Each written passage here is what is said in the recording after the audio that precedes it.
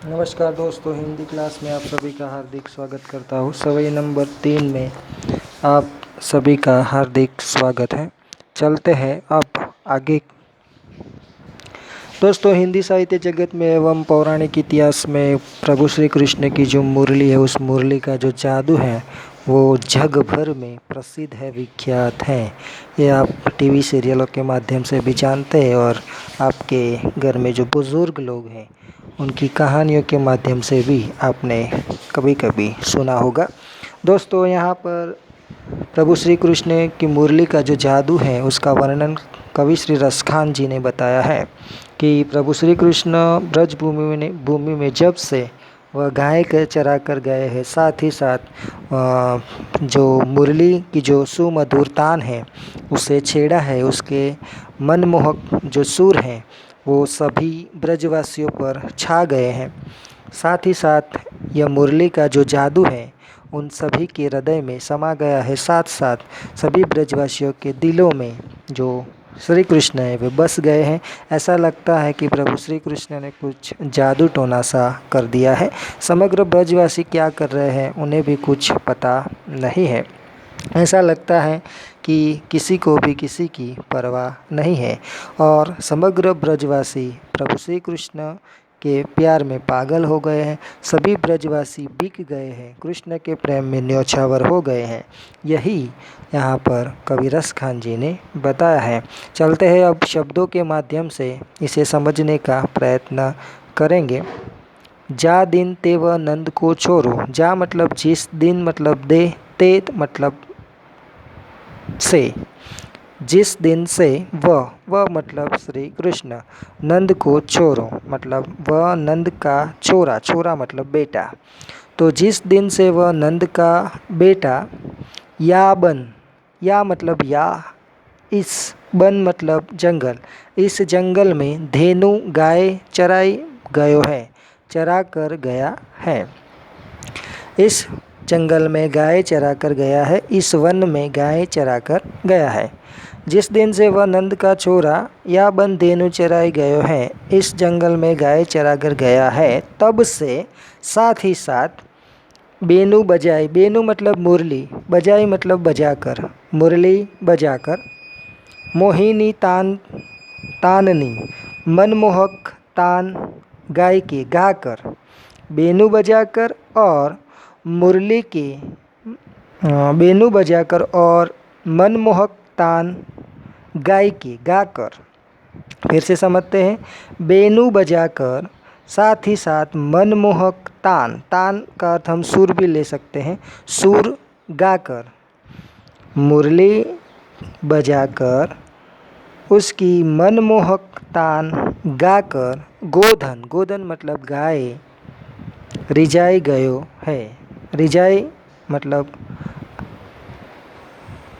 मोहित करना या रिझ जाना, ऐसा भी हम कह सकते हैं। तो जो गाय हैं वो प्रभु श्री कृष्ण की मुरली की तान से उनके ऊपर न्योछावर हो गई है, उनके ऊपर मोहित हो गई है। फिर से समझते हैं दोनों पंक्तियों को।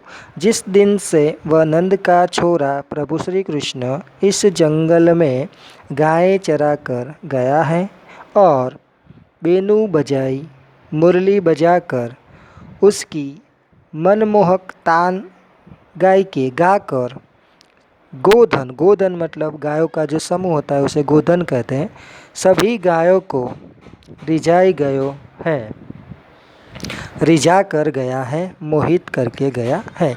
यानी कि गायों के ऊपर प्रभु श्री कृष्ण का जादू छा गया है। ताही धरी कछु टोना सो के, ताही मतलब उसी, धरी मतलब समय, कछु मतलब कुछ, टोना सो मतलब जादू टोना सो के, जादू टोना सो के, उसका अर्थ हमें लेना है जादू टोना सो कर दिया है। ताही उसी, धरी समय, उसी समय, उसी क्षण, कुछ जादू टोना सा कर दिया है। रसखान ने यहाँ पर अपने नाम का जिक्र किया है। रसखान कहते हैं कि हिये में समाय गयो है, हिये मतलब हृदय में समाय गयो है, समा जाना, बस जाना। तो रसखान जी कहते हैं कि प्रभु श्री कृष्ण सभी के हृदय में समा गया है, बस गया है। तो उसी समय कुछ जादू टोना सा कर दिया है। किसके ऊपर जादू टोना सा कर दिया है? यानी कि समग्र ब्रजवासी के ऊपर, साथ ही साथ जो गाय हैं उनके ऊपर कुछ जादू टोना सा कर दिया है। रसखान कहते हैं कि हिये में समाये गयो है, सभी के दिलों में, सभी के हृदय में प्रभु श्री कृष्ण समा गया है। कोऊ न काहू की कानी करे, कोई किसी की परवाह नहीं करता। यहाँ पर अर्थ लेना है कोऊ न काहू, कोई किसी की, कोई काहू कोई किसी की, कानी मतलब परवाह, करे मतलब करता, और न का अर्थ लेना है नहीं। कोई किसी की परवाह नहीं करे, करता है।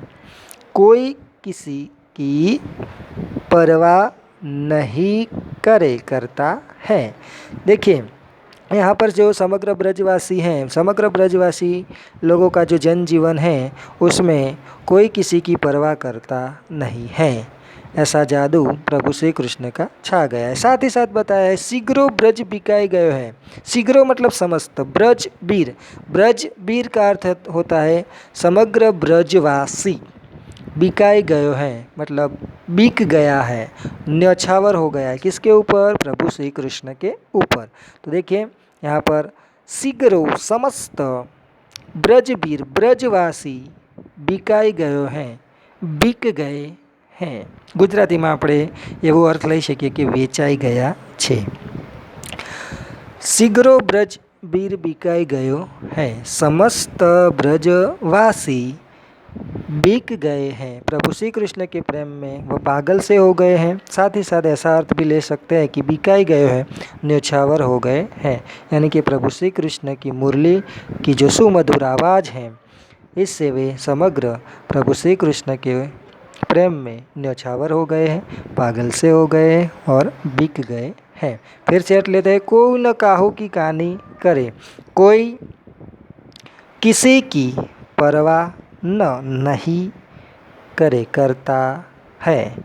शीघ्रो ब्रज बिकाई गयो है, ऐसा लगता है कि समस्त ब्रजवीर ब्रजवासी बिक गए हैं, कृष्ण के प्रेम में न्यौछावर हो गए हैं, पागल हो गए हैं। चलिए फिर फटाफट से एक बार फिर से समझते। जा दिन ते वह नंद को छोरो, या बंदेनु चराई गए हैं। जिस दिन से वह नंद का छोरा प्रभु श्री कृष्ण इस जंगल में गाय चरा कर गया है और बेनू बजाकर और मुरली की मनमोहक तान गाय के गाकर गोधन सभी गायों को रिझा गया है, मोहित कर गया है।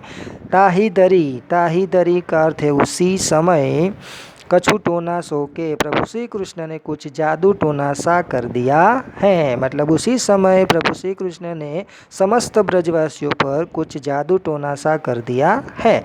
रसखान जी कहते हैं कि हिये में समाये गयो है। हिये मतलब हृदय में समा गया है। यहाँ पर अर्थ लेना है कि प्रभु श्री कृष्ण सभी के हृदय में समा गया है, सभी के हृदय में बस गया है। देखिए कोऊ न काहू की कानी करे, कोई किसी की परवाह नहीं करता है। कोऊ न काहू की कहानी करे, कोई किसी की परवाह करता नहीं है। ऐसा लगता है कि शीघ्रो ब्रज बिकाई गयो है, समस्त ब्रजवासी बिक गए हैं, प्रभु श्री कृष्ण के प्रेम में पागल से हो गए हैं। तो यहाँ पर प्रभु श्री कृष्ण की जो मुरली है और प्रभु श्री कृष्ण का जो जादू है वो समग्र ब्रजवासियों पर दिखाया गया है। ओके, आशा रखता हूँ कि यह जो तीसरा दोहा है उसमें आपको समझ आ गई होगी।